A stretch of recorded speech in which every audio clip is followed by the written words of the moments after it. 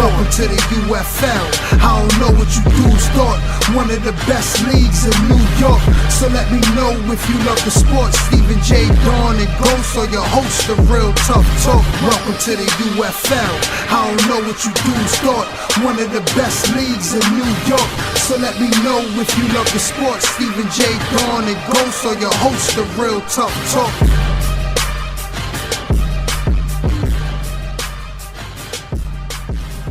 What's going on, people? What's going on? Stephen J. Ghost, Real Tough Talk. I'll let y'all know from now, for the rest of the season, you'll hear me with a little lisp. I had some work, some dental work done, and I'm going to be talking like this for a while because of the piece that's in, and it's a lot of pain that I'm in, but, you know, got to keep moving, Listen, man. I commend it because, you know, regardless of what, you got it done. Obviously, you needed it done. And regardless of how you sound, if anybody notices that you had some work done in your teeth or whatever, most people don't do it at all, and they suffer the consequences later on. So these are things that you're supposed to handle as adults. If you have insurance, check your teeth out. Go get it handled. If you have any issues, handle it when you can, because it gets worse as you get older. And you don't want to have yourself at the age of 40, 50 years old with no teeth. That's Right. very bad. Yeah, So, it was a football injury. I caught an elbow, and it kind of damaged one of the nerves, and it damaged the bone. So because of that, after years, it was deteriorating. We knew it was coming, but the procedure, what they wanted to do, was very expensive. yeah. And when you have 3 kids, you can't afford to, you know, put yourself first. Yeah. You know, I got a son who's about to go to college and stuff like that. So the procedure I got was a little less expensive, but it cost me to have to put in this now. But if I have to sacrifice that for my kids, then, you know, that comes first. There's a lot of pain. It's going to be painful, you know, here and there as the healing goes forward. But I'm going to talk a little funny, but, you know me, I don't care. I already told y'all guys when I had a vasectomy. Yeah. So I'm honest with the audience because I've never cared what people think regardless. Yeah. I'm still gonna destroy you with my remember Thundercats? What's his name? Slash or the Toe guy? Forgot. You bringing out cartoons from the 80s, man. But he had the little, yes, that's going to be me this season. So I know you're going to have your little jokes, but I'm tough. I could take it. I'm a big boy. Well, at the end of the day, like, this is why people hate you as it is, you know, Right. because regardless of what, you say things that people don't want to hear. So, you know, people going to have to deal with it. So now this is another thing. You may speak with a list. They have to deal with it. The point is, you're still going to be saying stuff that they don't like, so I don't think they'll notice that. They'll be busy worried about or being annoyed by the things that you say. Yeah, as the season goes and I get used to the procedure, then I'll get better. You know, my talking speech will get better. But let's get out of all that mushy stuff. We're going to talk about the Browns Street Fam. Now, Street Fam has played the Browns, I think 2 seasons ago, and they beat them. They had an up-tempo kind of style, and Spaz had on his shoulders that I said that he shouldn't be throwing. Sarge should be throwing. He took that personal. He came, he beat the Browns, and he kind of embarrassed me and shut me up. So I had to give him his props for that. Well, the thing about it is they kind of caught the Browns off guard with their no-huddle offense. You know, they rushed to the line. They made some quick plays, and they kept the Browns on their toes, and they took advantage of their defense by scoring quick and moving the ball quick. So I think that's how they got the tempo going in the game early. And the Browns, even though they were battling back and forth, it came down to one play. But because the Browns kept it so close with their struggling on defense, I think that's how Street Fam was able to take the game from them. And yes, you hear us talking about the Browns because the Browns are back. They took the U spot.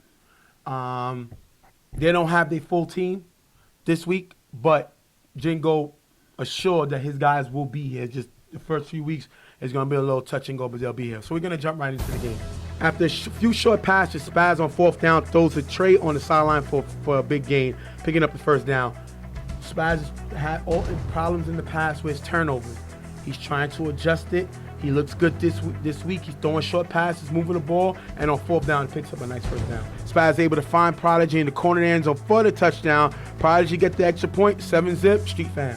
And they take the tempo early. They move the ball fine. They move the ball in a set pace. They're on the same page, all of their offensive guys. If they keep doing this, though, I think Street Fam can actually surprise the Browns going throughout the rest of this game.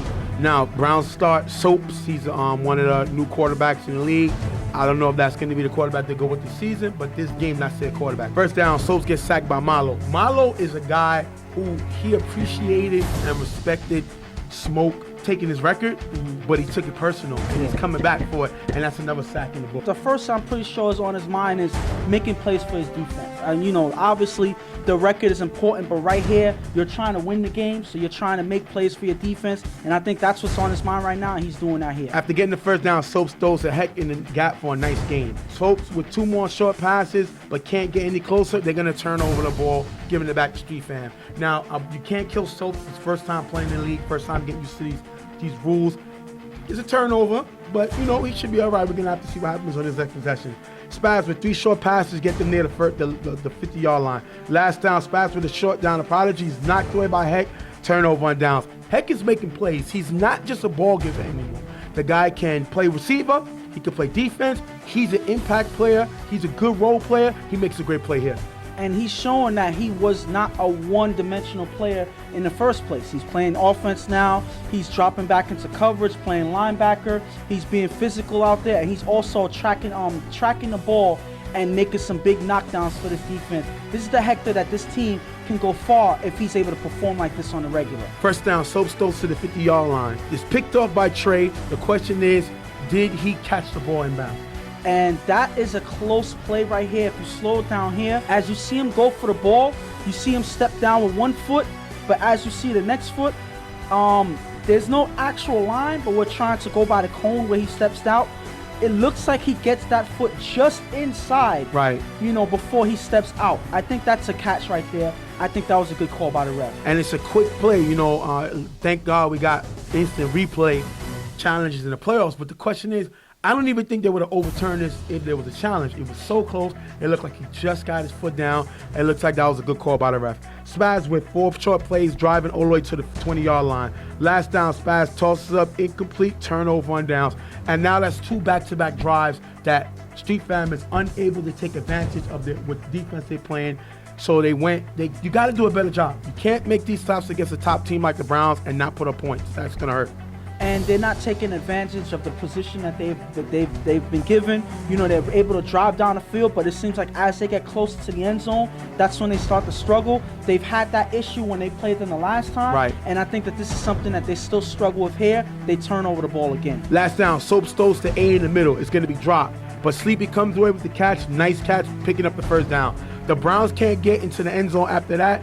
Turn over the ball. That is 3 times the Browns had the ball with no points to show. That is not the Browns' style.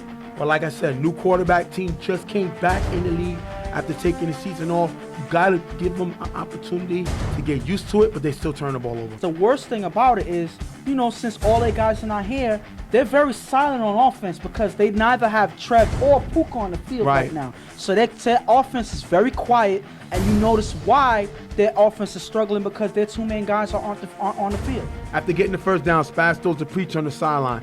A forces him out of bounds, doesn't get both feet in, incomplete pass. Third down, Spaz gets blitzed and sacked by Heck. The question is, did he tag him? And it looks here like the ref kind of missed one here. He does get close, but it looks like Heck, when he goes for the tag, he whiffs it, and Spaz gets past him. Unfortunately, with the angle that the ref saw, it looked like a tag to him, and that's why the whistle was blown. Street Fam is going to have to punt, and I was the one that made the call on that tag, and Heck got me. Heck is a master at the give a position, and he knows how to act out a sack, and he caught me with that look based on, the conditions wasn't great. It was raining, so it was hard to see, but I got to get better on that. It was a missed tag. I missed the call, and Heck got me with it, and my apologies to Spaz. I made a big miss on that sack. Remember, we only go on 1 half. All the games are only played 1 half based on the conditions. That's going to give the ball back to the Browns. Soaps with a few short passes downfield. Then on second down, Soaps throws to sleep in the middle. It's picked off by Prodigy. Pretty much ending the game, 7-0. Street Fam comes away with the win. And because of that 1 score early, that's what helps them win this game.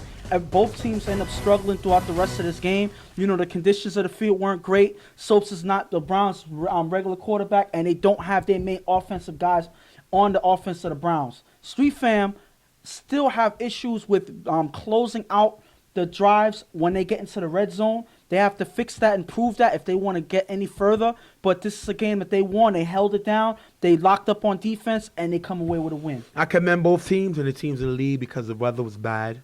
So they all, teams got here late. Yeah. So we had to play one straight half, but I commend both teams because they went one half. Both Browns had 6 possessions, and they put up no points. That's not Browns like, And Street Fam was only able to score on their first possession. But Spaz limited his actual turnovers, I would want to say. Forced turnovers. As far as the forced turnovers.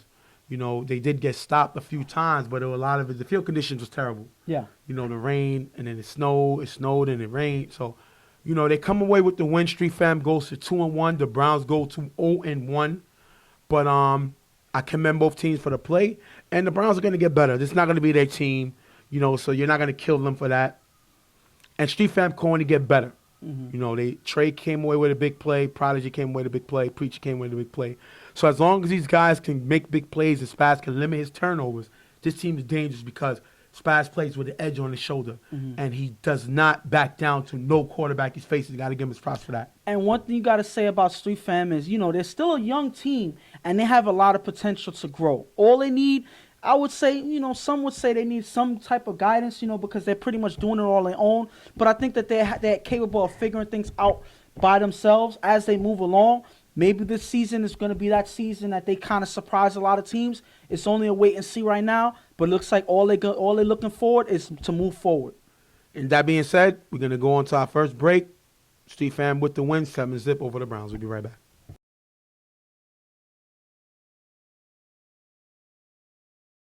So real tough talk. Back in the building. Stephen J, Ghost. And before we get to Dem Getters versus CMM, we're going to announce a retirement. And you have the 2016 UFL Giver of the Year, Smoke, announcing his retirement. Wow. The guy played lights out last year. 16 sacks. Did you hear the lisp? 16 sacks. Broke the sack record. And I'm going to let Ghost read what he said, quote, and as we show some of his highlights. So to all recruiters, I may have to retire from football. It's not meant to be for me. Love the game, but all I'm doing is losing. So it's probably best that I let it go. 1 B chip and a 3-man line flag football chip is what I leave with. Some personal accolades, but not what I joined for. Sorry, Pops, couldn't be the beast you was. I tried my best. So for now, I must say goodbye. This hurts because I know I have more years in me. But either I'm getting played by a team or there's always a conflict of interest, so I gotta say goodbye. Wow. We're going to try to get an interview with him next week. I'm going to try to find out. He was rumored to have signed with Rep City. I did not understand the signing because they have Vic. Vic, a few years ago, made the All-Star team. So I didn't really understand the reason of having him signing him. I mean, never saying it's a bad pick, but I don't understand why. But back to Smoke's play, this guy was dominant at his position as anybody like a Chuck or a Swiss or a Prince Mo. At the giver position, he was dominant as those guys are at their positions. So it's just amazing and shocking to me that he would decide to retire. The thing about it that troubles me is the reason, and a lot of things that he mentioned, in that whole last speech, that it shows that he's not satisfied. Like, this is not what he wants. Right. He's disappointed in the situation that he's been put in the last few years. I think it's probably too much politics on the teams that he's been playing with. Right. And it feels like he's not allowed to just play the game and have fun. Right. It's not fun to him no more. It's a job. It's a chore. And once it becomes a job or it's a chore, that's when it's over. And, you're not benefiting from playing anymore. And it seems like that's where he's at right now. Is it that he can't play anymore? No, but he's just not happy with the situations that he's been in. He wants to win, and first and foremost, he wants to play and have fun. And I think that he hasn't found that chemistry with the team where he can be that person that just plays and have fun and enjoys the ride and eventually wins with the team. You know, he doesn't feel as a part of a winning team. And I feel that's probably why he decides to just let things go. I don't think that, me personally, you know, obviously it's just my opinion, but I think that he should just wait it out. He should just, you know, shop around for a team that he would probably fit in. I'm pretty sure there's a lot of teams that would have him, you know, that he would fit in, you know, that I think that he will be happy with, I would say. I'm going to use those words, happy with, because that's what matters in the end. I think that he just needs to take his time and just make sure that he fits with the right team and things work out for him. I don't understand what happened when he was with Riot Squad. Mm-hmm. Because there's no reason why he would leave that team. Yeah. Given their unity. But that team wasn't next up offensively to win a championship. It's crazy that they got a quarterback now, but their defense ain't what it was last year. They lost Ott, they lost Ouija. You know, those are two big players in their defense. We haven't really seen Kobe out there, who was a big cog in that defense. Yeah. But the offensive played well. But back to Smoke. I think it was being comfortable playing with the team. I know he signed with Rep City, but I don't think he was going to be comfortable playing with them. And then the main team he is with Miss Deal, and he was something that they didn't contact him about the change of the championship game at 128th and Friday Night Lights. So he took certain things personal. He takes things personal. I played with this guy. He played on the team that I was coaching the defense. Lights out player. Definitely good guy if you have the right leaders in place. But if it's chaos, his game suffers. So I don't think this is the last time you hear of him. It's crazy that he's coming off his best year in touch football, and then he retires. The guy is only in his 20s, so I don't see why it will come to an end. But we got to respect his reasoning, and hopefully he comes back. And he still got that fire, because right now he's a player that I think he can leave and come back, because he left the UFL before, he came back, and he broke the record. So he's not like a quarterback or receiver needed his timing. He's a guy that could come right in and impact the game. And as a person that retired, I'm going to, you know, actually use you as an example. Right. As begrudgingly as that is, you know, I don't want to talk about you, but listen, you knew that the game was over for you. Right. You knew that, you know, it was time to hang up the jersey. Right. And you were happy with it. You know, you accomplished what you wanted throughout the years of playing, and you was happy to let it go. Right. I don't feel that with the speech that he gave. Well, the difference is I'm older than Smoke. Yeah, and but I knew my time was done. My body couldn't handle it no more, similar to Danny retiring, Mm-hmm. who I do think is coming back. I know you see a flash on the screen in the bottom that is rumored that Danny's going to come back. But with Smoke, it's just fun. It's not fun no more. Yeah. So I think once he finds a team that's well put together and is an actual team, that could be fun. I mean, but then you got to look, you know, is that a team like Carver? I don't think that's Violators. Violators are already good at the givers position with Sean. Yes. I don't think that's Prime Super Friends. They're good at the giver position with AB. So the teams that you would figure that's the strong teams Already have a guy in that position. Yeah. And Smoke is not a guy that you want to take his talent and put him at another position. He's a giver. He does that well. You don't want to move that. I mean, but we're going to have to see.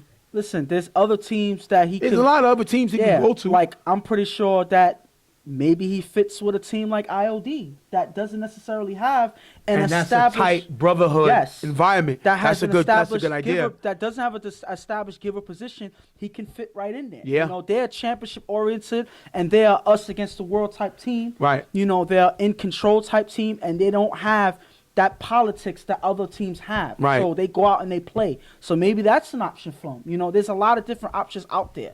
The IOD was just a good example of that. That's true. I like that pick. I mean, we're not going to take too long on this. We wanted to give it its rightful time about the retirement, show you a little of his highlights, you know. I'm going to look at few more teams that I think it's possible that he can go to, you know, if not Rep City. And I don't think Rep City was the right destination for him. I think it's a great team for him, but I don't think he's comfortable. And when I look at the teams, I mean, do you want to say the Browns? But they got Heck. Geddes, you know, they took a step down.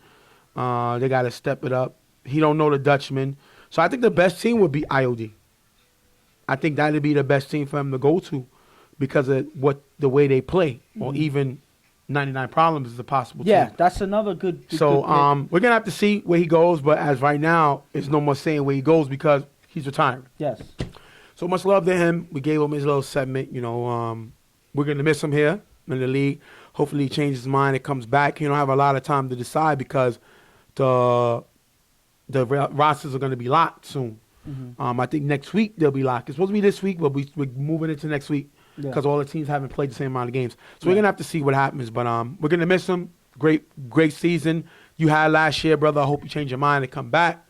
Don't let nothing stop you from playing. You know, as you can see, my situation with, you know, the dental stuff, nothing's gonna stop me from doing what I love. I love the guys, so I'm gonna keep pushing for the guys, and I love the show. So we're gonna, you know, give them much love for that. Give them a little segment. We're going to wrap this up, take our next break, and then come back to the CMM versus them Getters. We'll be right back. All right. CMM versus the Getters. CMM, new team, you know. Jesus showing a little bit of running capability, getting outside the pocket, taking off. Pretty good quarterback. Them Getters was an elite team coming in the league a few years back. They had players like Shannon, Swiss, Megatron. You know, they still got core guys like Hollywood, Chris, who everybody knows his ears, Track Star, and now they added Reggie. The thing about it is people said this team took a step back. They brought in Dre, the former Violator player. Yeah. This guy also won the MVP in the championship game in Friday Night Lights. This is the ball he played with the Lions and BQFL. So this guy is a baller. So we're going to have to see what he brings. If they can get him consistently, that is a playmaker they need. They need to get Megatron back. Yeah. But they also got Cruz. Yes. Who's a great player. Yes. They need more weapons if they want to win a chip. And attendance has been, them Getters, like I've said before, attendance has been their main weakness. That's been the one thing holding them back. Because when these guys were all here and they all played, this is a team that came a few scores from beating Carver in the Final Four. A few years back. A few years back. Right. So ever since then, they stepped back because attendance wasn't a regular thing. Right. Less guys kept coming. Right. And because of that, their records started to scale back, and they got lesser and lesser through the playoffs. Right. You know, so attendance is one thing. Megatron has been one thing that they've been missing since the first season. Yep. And if they have somebody like him back, I think that's one thing that's going to rev up this team into the them Getters that we remember. Yeah, because you got him, if you got Cruz playing, and you have Dre, those are your playmakers right there. But honestly, I'm not fully confident that that's going to happen when it comes to Megatron, because we haven't seen him regular for the last couple years. So I'm not confident that that's going to happen at all. Now, like I told y'all, all the games are shorter this week because all the games went one half. Yeah. So that's why we could talk about a little more things because we have a little extra time. Let's jump into the game. CMM cannot get anything going on their first drive. They're going to have to punt.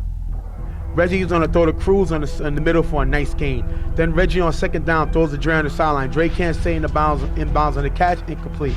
Last down, Reggie throws it up, is knocked away, turnover on downs. You can't have a quarterback like Reggie and struggle against the CMM defense. No disrespect to them, but they're not an elite defense. Them Getters got to stop bringing their game down based on the team that they're playing. I mean, I'm not going to kill them too much on the first drive. Not only that it's the first drive, you see the weather out there, and this is listen. Everybody goes through that. Run the ball, get physical. The CMM is a small team. They got a lot of guys, but they don't got a lot of size. Attack them. Listen. Go one-on-one with Drake. Make plays to make. You got Cruz. Cruz is a D1 player. Listen, give them the Let's see what happens. All right, let's see.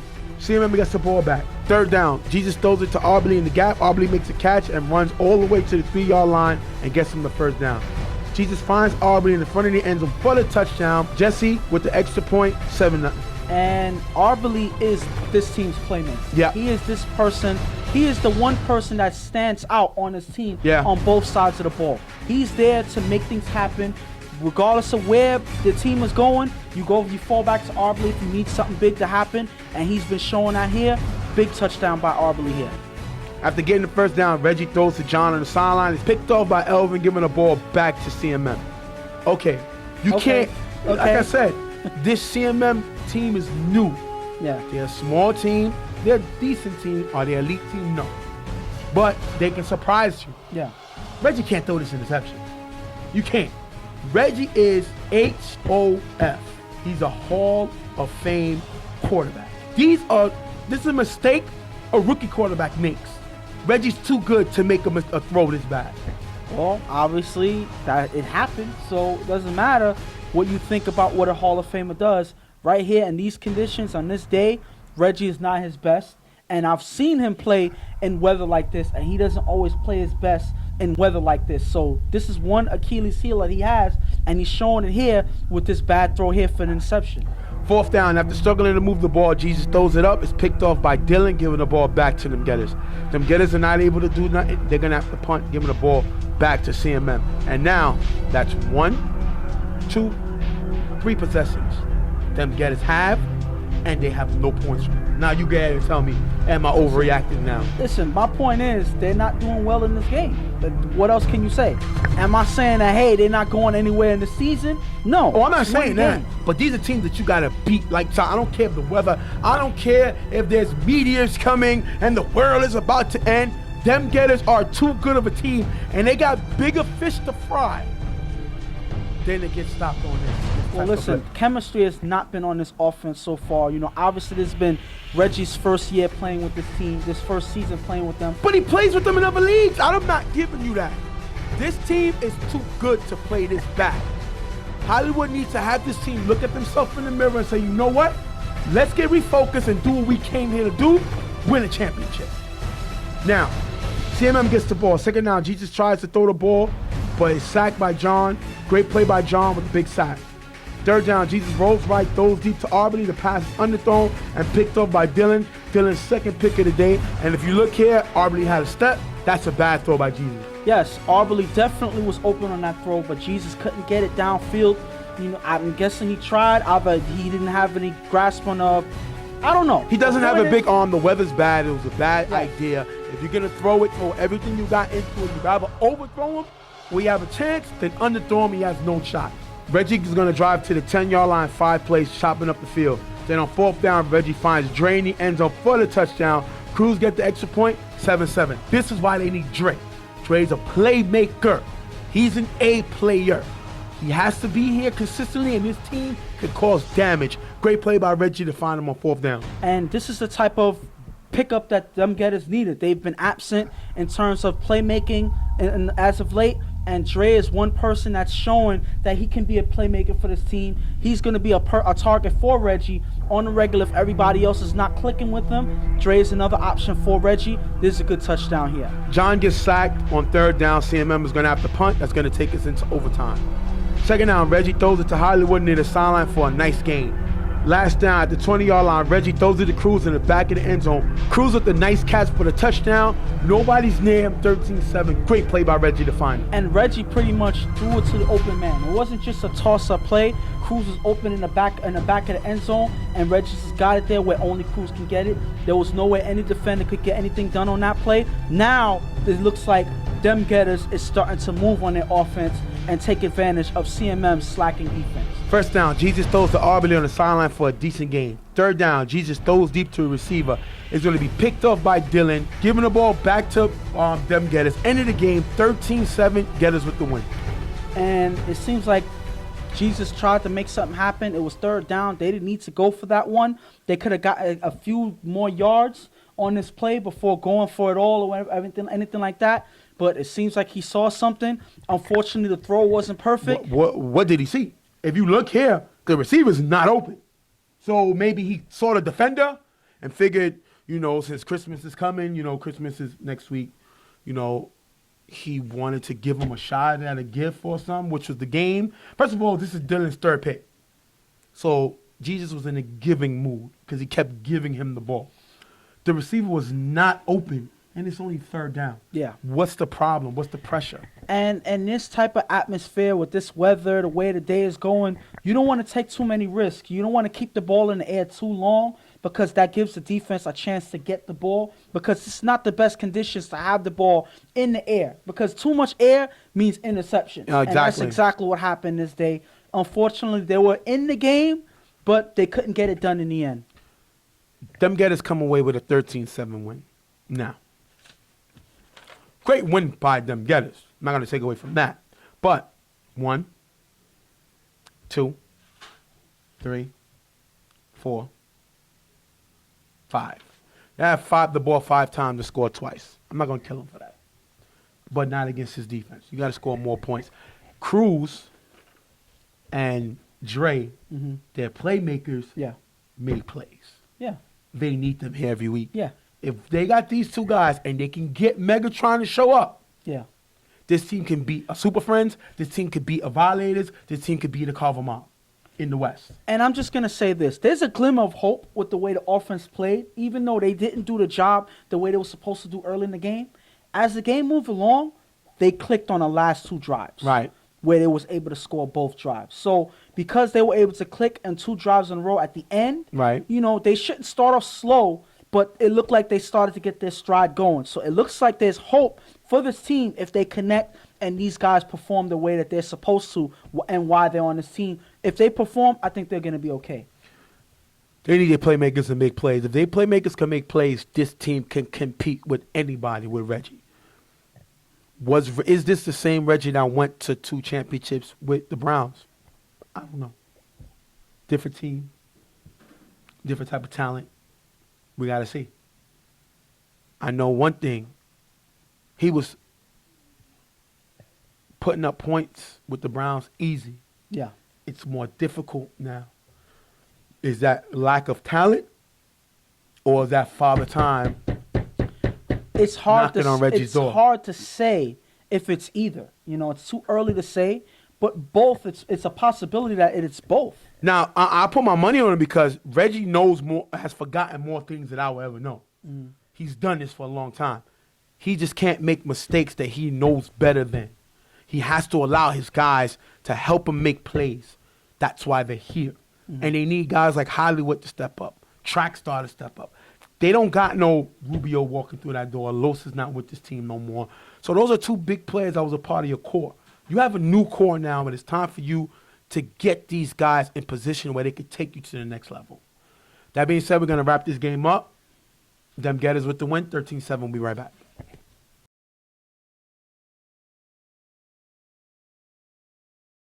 Next game up, YMM versus Dutchman. Dutchman is coming from Casino. They're a good team. Last week they had Anton throwing. This week they got Whites. Or White. I think that's his name, White. That is their quarterback. And this southpaw quarterback, he's a problem. His arm is crazy. I love his swagger. Like, he showed me that let's go type swagger. And with him on this team is dangerous. And the thing about it is they have, from what I've seen so far, they have some playmakers. They have some guys that come out and play. There's some athletes on here. It's up to the games moving forward to see who stands out more. Right. You know, for us, I would say. But I think that this team has the potential to surprise a lot of people if they're able to play in a consistent, high caliber in the way that they look, because they show potential. If they can play according to the potential that they have, I think that, like I said just now, they'll be able to surprise a lot of people. Now, YMM comes in, supposed to be 2-0, but after the league made a decision, they got a forfeit win versus the U. The U dropped out, or they wasn't named the U, whatever. The team dropped out, and the Browns got in, and the Browns originally had took the forfeit. But now, after a meeting with the league, that game is going to be made up later on down the season if it's necessary. So they won't have that win under their belt. They haven't had Rico this year. They haven't had Santana. They haven't had Ice. And I understand these guys have been playing in City Island and, you know, much respect to them there, Coney Island. You know, most respect to the other league that they're playing in. This team went to the championship last year. Yeah. They came within a score of having the opportunity to win the game. So if they scored a touchdown, they're down by 1 and they were going for 2. I don't think they're taking the UFL league that serious this year. That's my issue with them. And you can't wait too long because it's the divisions is what's important. And you don't want to be a wild card team. Mm-hmm. So, it's 5 teams in a division. The 4 and 5 are the wild card teams. You have to play an extra game. You don't want that. And I think that they need Rico here, they need Santana here. To be where they were last year in the beginning and to look the way they look this year, does not look like the same team. And the thing that bothers me about this is it seems like if you're on the outside looking in, it seems like they're giving up. They're just playing and everything. That it's not really that important because like waiting for playoffs. Yeah.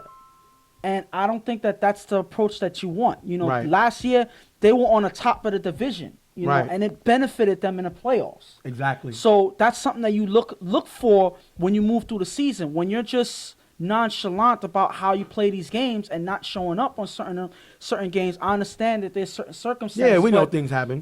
But hopefully this changes, and this is not something that we're going to see from them in the future because they need all of the guys that they brought last season here if they want to go back to where they were last year. Listen to their division. We're going to post it. You're going to see it on Riot Squad, Rep City, Street Fam, and the Browns. It's not an easy division. No. Especially when you got the Browns, Rep City, who looks like a team on a mission, Riot Squad with a quarterback now to put up points, Street Fam, a team that always surprises people at any given Saturday. They're not in an easy division. No. So you can't afford just to figure, I'm going to fade the black and wait and playoffs is when it matters, and now you're a wild card team. That's not a good look. And the thing about it is their division has a lot of hungry teams that's ready to win, just like them.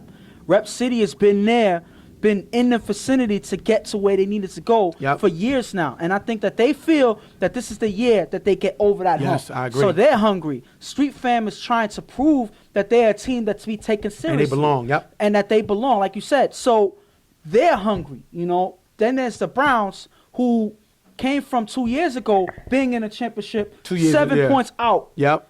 To ending a season last year on a bad note. Yep. So they're hungry. Even though I still haven't seen a full Browns team yet. But you figure the Browns team is going to show up. And then Riot Squad? And then Riot Squad, who's been battling Carver Mob all last season, coming within a score, now they're in the East. They're hungry. They want to get to the championship. Which is why they went out and picked up a quarterback. Yes. So they want to score. They want to win games. So they're hungry. So that whole division is hungry. And YMM have to watch out for that. You said everything needs to be said. So we're going to jump into the game. Second down, White on 4 rush, scrambles and throws deep to the wide open receiver. Big game, first down at the 5-yard line. If you look here, Cecil slides over, leaving the receiver open. And Cecil is an offensive player. He's not a great defensive player, but there's no Santana, no Ice, no Rico, so he has to play defense. And he makes certain mistakes. There's a mistake here. White is going to find Frank in the middle of the end zone for the touchdown. 6-0, Dutchman. And you see the difference a quarterback makes. Yes. White comes in, he takes control of offense, he's making some big throws, he's watching and finding gaps in the defense, and on the first drive, he's able to put points on the board for the away. team. YMM got Jeremy throwing. There's no Corey. As you know, Nelson went and he's playing with high rollers. So we're going to have to see what's going on. But there was rumor that JJ is playing with YMM. If he is, that's a good weapon. He can quarterback. He can also play receiver. We're going to have to see. But he won't Hopefully be here. they fix the whole musical chairs quarterback thing, going into the next week. Third down, Jeremy throws to Brandon in the sideline for a decent game. It's going to take us to last down. Last down, Jeremy throws to Brandon again in the middle. This play dropped, incomplete, turnover on downs, giving it back to Dutchman. It seems like they're already struggling. They got a couple passes down. Jeremy's aiming for Brandon, looking for him. But Brandon here, with some contact, is not able to get that big play right there on fourth down, and they're not able to get anything done after that. And this is not a good start that you want for this team. I know Jeremy's trying to fill in for the quarterback and anything, but you got to take opportunity when it's given to you. I think they had the opportunity to drive and they fell short. And I'm a Brandon fan. He reminds me of Deshaun Jackson. I always call him that. Capable of making a big play at any time. You just got to be a little more consistent. Once he gets everything together, because of his speed, this kid is going to make problems, but he just got to get it all together. White on 4 rush throws to a wide open Isaiah for a big gain. If you look here, Bones lets him go, and nobody picks him up. Second down on 4 rush, White throws deep to Frank in the back of the end zone for the touchdown, putting him up 13 zip with the extra point. If you look here, Jeremy was there, but throws right on target. Great play by White, and this is the swagger I'm talking about. Jeremy's the best safety in the game, but I don't think White got that memo, and he threw it right there, not worried about Jeremy's capability. Defensive playing capability. And I just have 3 words for that right there. What a throw. Yes. I mean, right on target. There was nothing that Jeremy could even do. He didn't even bother putting his hands up because he knew it was already over. I wonder if White got a license for that gun, because that throw was great. And if you're going to have a quarterback make throws like that for this team, now this team's offense is something to be watched out for. After getting the first down, Jeremy on 4 rush runs for a short game. Dutchman is flagged for a late hit. What do you think? And yeah, I think it's merited because Jeremy was already running out of bounds. You know, he wasn't, the play wasn't necessarily live anymore. I don't know if it's because the play was already moving, his momentum bumping to him, but the refs have to honor that flag. They throw the flag, and that's a personal foul. The refs is going to protect the quarterback. Yes. So he's the quarterback. You know what I mean? I know people say, oh, Jeremy, he's physical, you know, he does the people. He's a quarterback right now. So the refs are always going to protect the quarterback. I think that was a good call. Second down, Jeremy throws to Brandon on the sideline for a decent gain. Third down, Jeremy gets blitzed by Frank. Jeremy passes blocked by Frank and picked off by Mike, giving the ball right back to the Dutchman. And not only is Frank catching touchdown passes, now he's blitzing and tipping plays.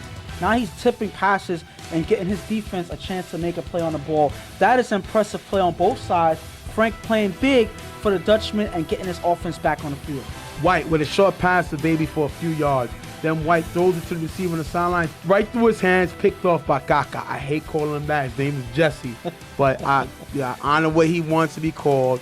Kaka is still making plays that the U remember him for. He made these plays with the U. He's making these plays with YMM. Great pickoff by him.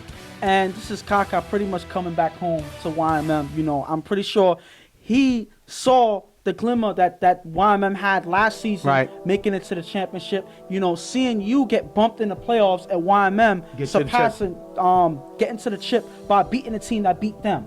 So this is something that I'm pretty sure Kaka noticed, and this is what made him want to go back home and try to get his team a championship, the ones that they've been yearning for. And this kid is a former All-Star. He made the All-Star team last year, so he definitely has playmaking ability. Next drive. Jeremy's going to throw the Angel on the sideline for a decent game. Second down, Jeremy throws the Bones in the middle for a decent game. Then, a few plays later, Jeremy on 4 rush finds Brandon in the front of the end zone for the touchdown. Third with the extra point, 13-7, Dutchman. Well, the Dutchman is still up, but YMM is now clicking on offense. Jeremy is chopping up the field. He's finding his receivers. They're catching the ball. They're taking advantage of the gaps in Dutchman's defense. And now this is YMM's response. Now they're back on the board. They're trying to take this game back for their team. Second down, White gets sacked by Angel, and Dutchman not able to do anything else on that drive. They have to punt. That's a great stand by YMM. They finally stopped this Dutchman power offense. Definitely great play by them, giving their offense back the ball. First down, Jeremy throws to the receiver, runs for a nice gain. Then Jeremy's able to find his other receiver for a decent gain. Last down, 4 rush, Jeremy scrambles, throws the Bones in the corner of the end zone, incomplete, turnover and downs. The question was Bones held on this play? And this is a play that Jeremy kind of, went off on this play, saying that Bones was held. But if you look here, it looks like Bones is shifting to one side, trying to separate himself from the receiver, and then bounce out to the outside to try to get the ball. So he's trying to pick him off. Pretty much. Like an offensive push. That's pretty much what it looked like. But he was trying to hide it by moving slowly and creating separation so he could just bounce out at the last second.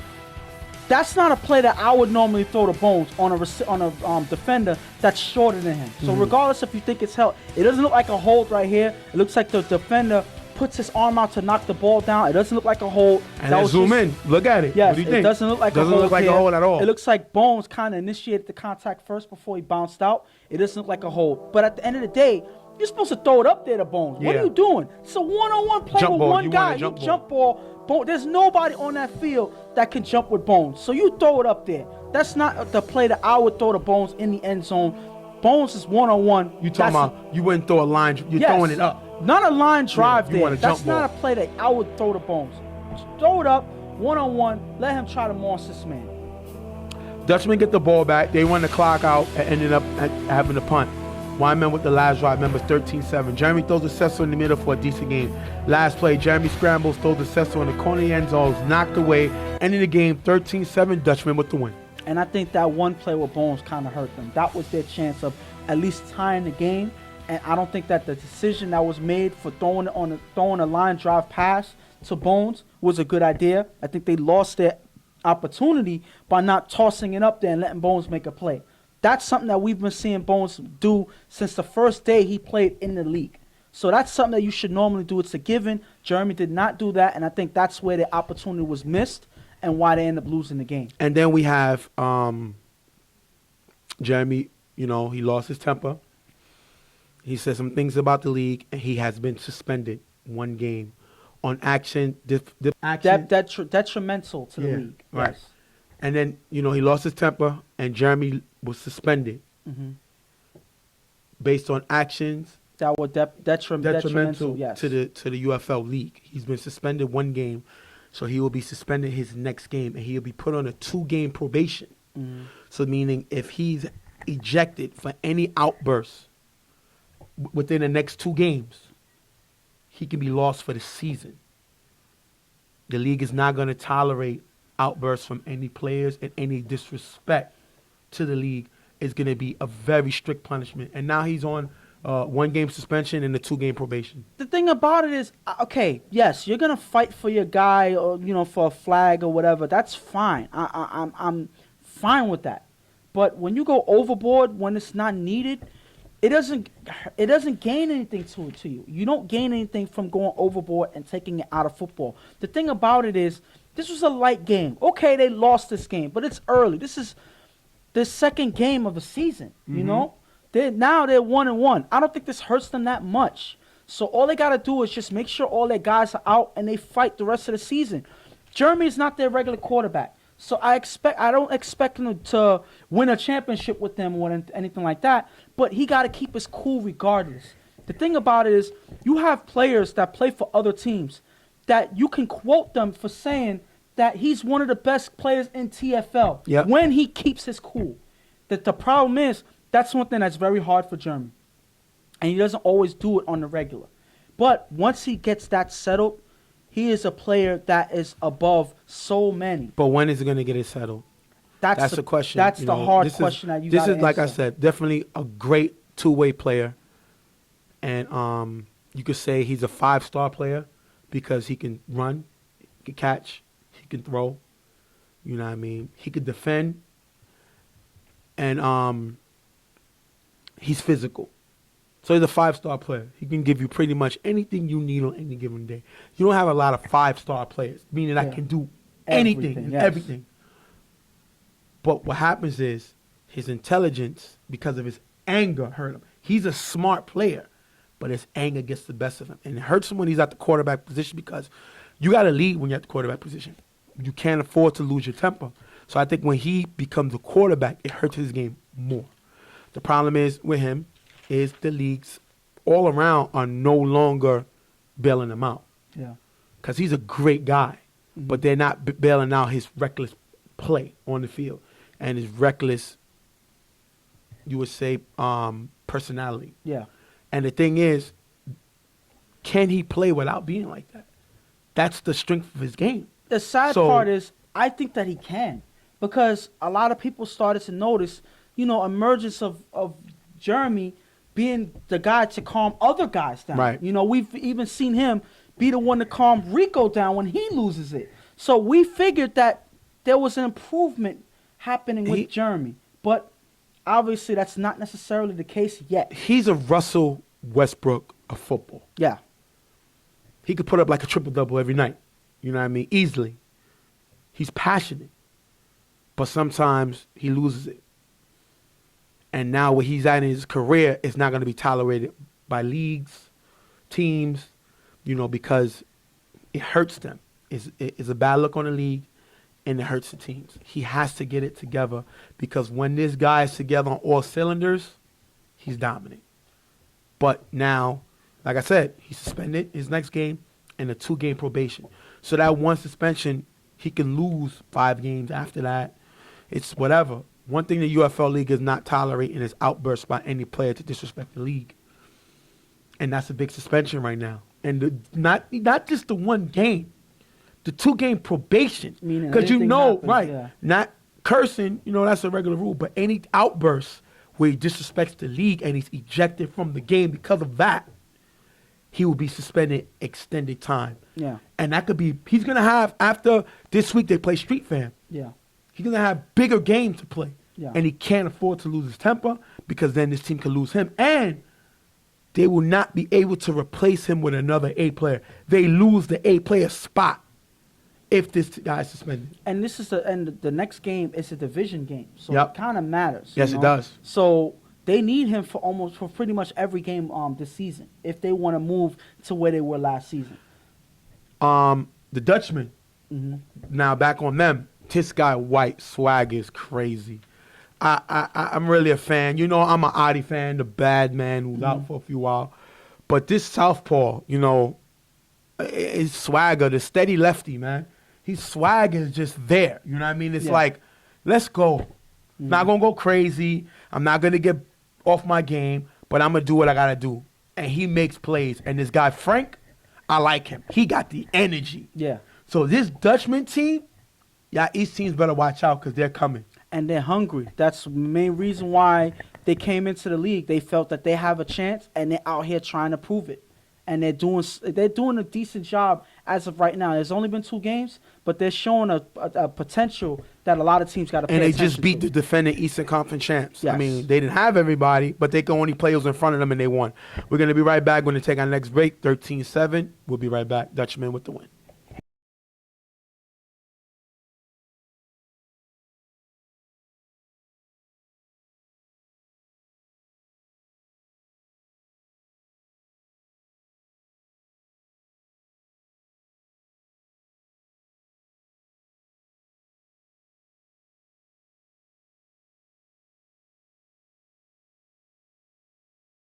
Real tough talk. Stephen J. Ghost. Stephen J. with the lisp. What do you think about it? Huh? I'm not gonna lie. It's a little more annoying than you normally sound. Mhm. Just a little, because you're annoying as it is. So, it's something I could deal with because annoying is annoying is annoying. So, I mean, listen. You already know I had to just take painkiller. I'm in. They won't. The TV land won't know, but like I'm in pain right now. But it's a part of the business, man. We love we love our work, and for us to be where we're at, it causes us to, work long hours, put in more time. yes. Go over the stats, and I know guys are gonna kill me and make fun of me or whatever, but I got thick skin. It won't bother me. But I think that what's funny. The silver lining is I don't think they're gonna mess with your teeth as much as they already make fun of your hairline. That's a real disability. The situation is something that I had to fix. Or it would have been a worse problem. So hopefully everything will be good now. Well, actually, one of my tooth, I should say, but the hairline is something that I can't fix. So it just hurts that you brung that up. Mm-hmm. So I'm real frustrated about that. But right now, I'm just it's our job, and we got much love, and I get texts all the time with guys appreciate what we're doing, and I always tell guys don't take what I say personal. I'm criticizing your football talent, never your regular character. It's just your football that I'm criticizing, or also praising. I don't know everybody personally. I know some guys personally. I don't know everybody personally, and I'm gonna go with what I see on the field, and I'm always going to give my opinion. My opinion is not golden. You know, it can always be up for debate. But if you're going to debate my opinions, make sure you have facts supporting what you're saying. Like you always do every week. You debate what I say. Yeah, and it's the whole point of debating. Me, I can't prove that you're wrong on the field.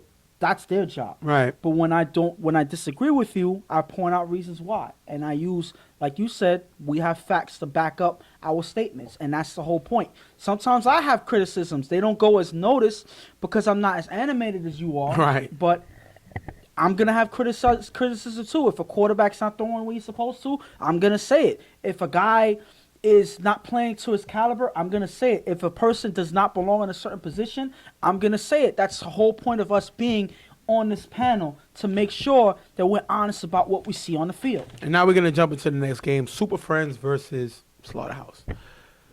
Super Friends, business as usual, coming in 2-0. This team did last year, they did not lose or get first game until the Final Four. And they're on a roll to do that again right now. They added 2 big players in Red. They added Mace. And they got a backup quarterback in Chino. So this team added the piece they needed. People feel like Mace and Red going to them is similar to a Golden State team.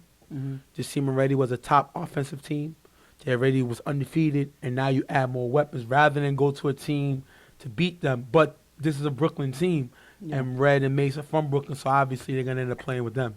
I mean, obviously this is ball-out Brooklyn right now for this Super Friends team. Pretty much this is a team that's repping Brooklyn. There's no other way to say it. So you have guys like Red and Mace who are also big-time Brooklyn players, right, and they're coming to play with Super Friends.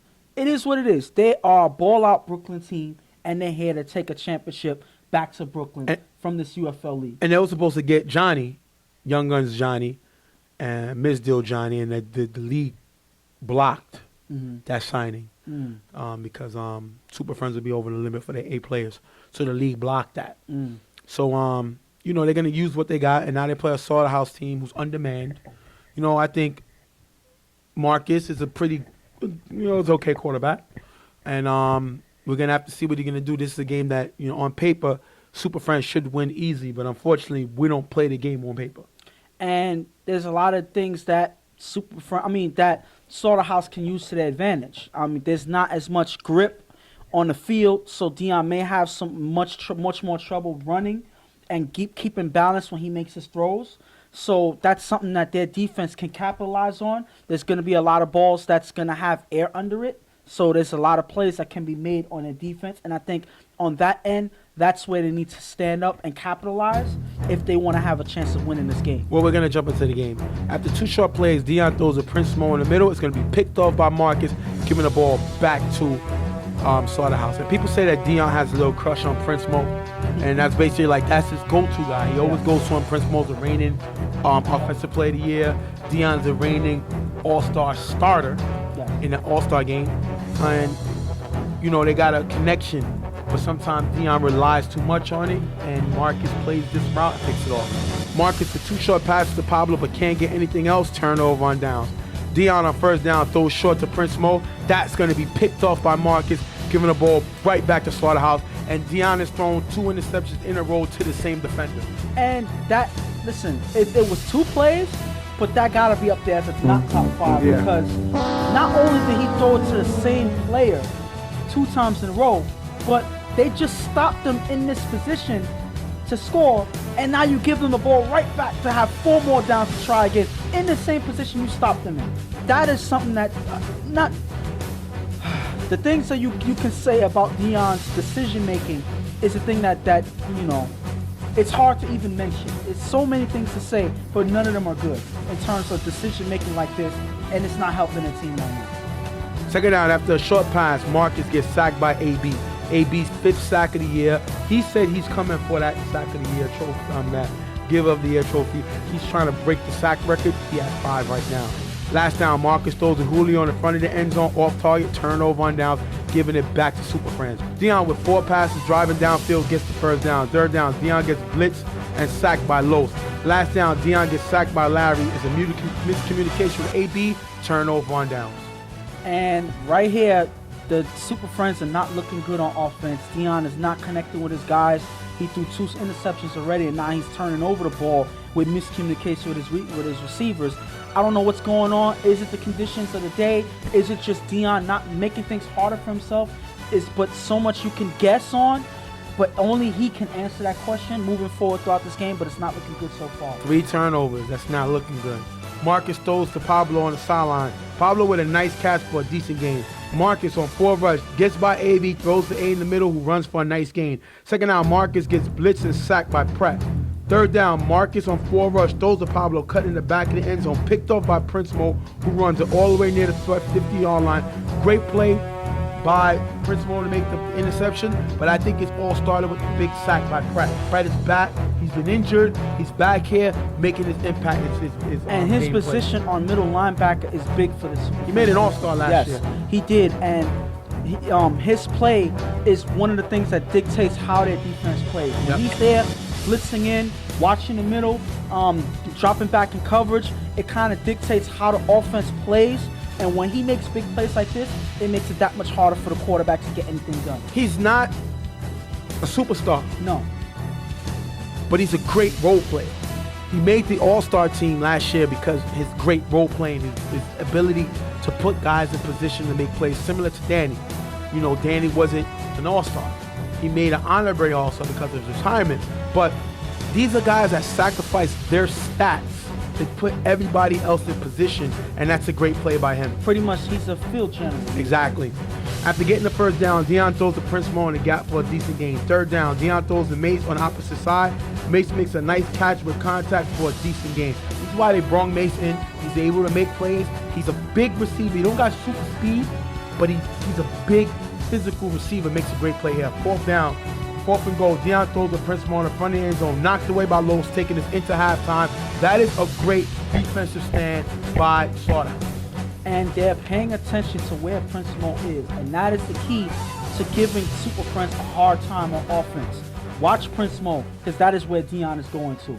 Especially when all chips are down and you have to make something happen. You know Dion's looking for Prince Mo. They pay attention here, and they make another stop on defense here. And if I'm Super Friends, Dion had the ball 4 times and didn't score. He threw 2 picks, got stopped, and then gets stopped on 4th down in the red zone. This is what loses you games. I hear the lisp. It's crazy.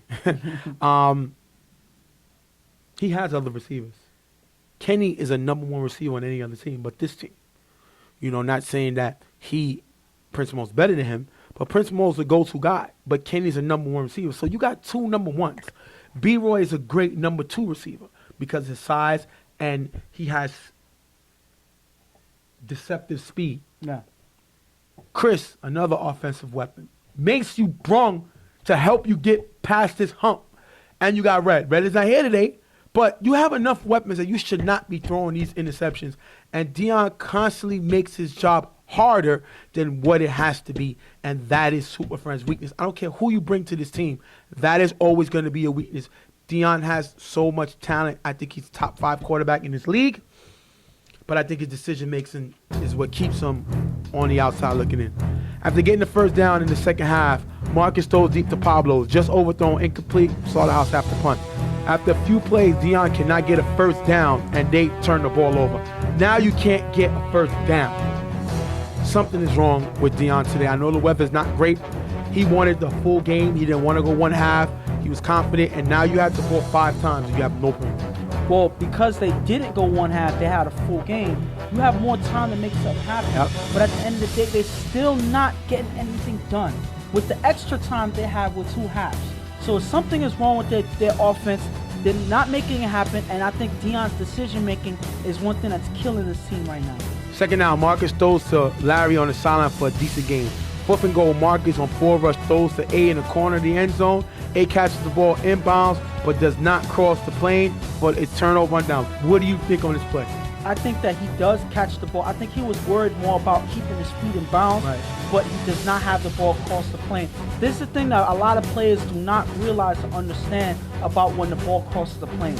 Right here, it looks like he was more concentrating and staying and keeping his feet in bounds and not realizing that the ball has to cross the plane in order for the touchdown to count. Right. He does that, he stays in bounds, but as he leans forward, the ball does not cross the plane, and that's what leads to not the touchdown not counting. Great call by the referees not giving them the touchdown.